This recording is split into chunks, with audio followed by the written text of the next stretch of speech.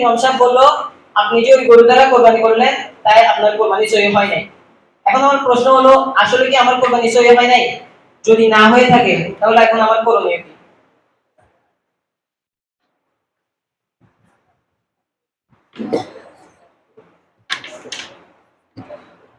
Faridul Saba ভাইয়ের পক্ষ থেকে আমাকে তুমি একটু প্রশ্ন করা হয়েছে।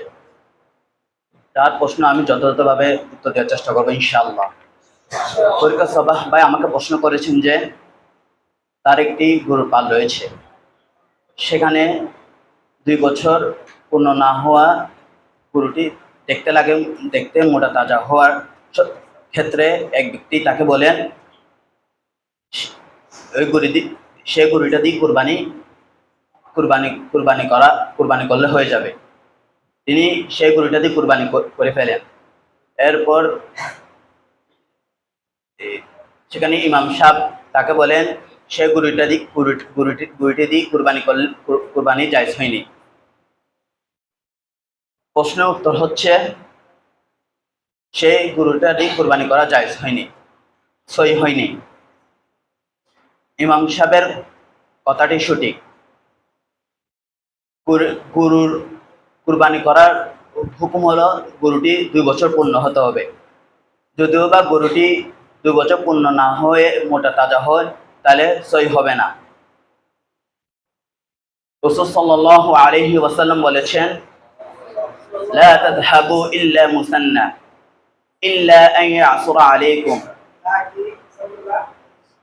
লা তাসবাহু ইল্লা মুসান্না ইল্লা আন ইয়াসুরা আলাইকুম ফাতাসবাহু জাযআতাম মিন আদ-দা'নি।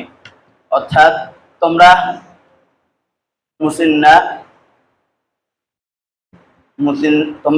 মুসিন্না পশু জবাহ করো। যদি তবে সংকটে থাকলে 6 মাসের ভেড়া বা দুম্বা দ্বারা কুরবানি করা সহি হবে।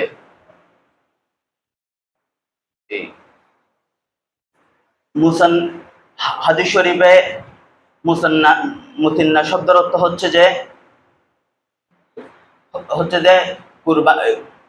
গরুর মুসিন্না শব্দের অর্থ হচ্ছে যে গরুর কুরবানি করতে হলে তার 2 বছর পূর্ণ হতে হবে। যেহেতু তিনি 2 বছর পূর্ণ হওয়ার আগে কুরবানি করে ফেলেছেন, তার উচিত হচ্ছে যে কুরবানিযোগ্য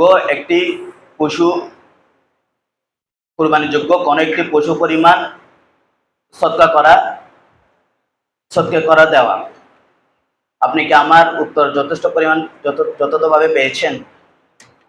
আপনার কাছে অনুরোধ থাকবে উত্তরটি আবার রিপিট করা।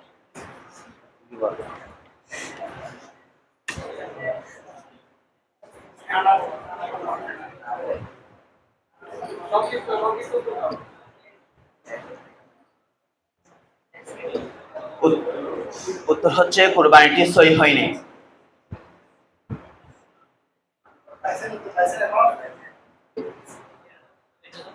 কারণ হচ্ছে যে রাসূল সাল্লাল্লাহু আলাইহি ওয়াসাল্লাম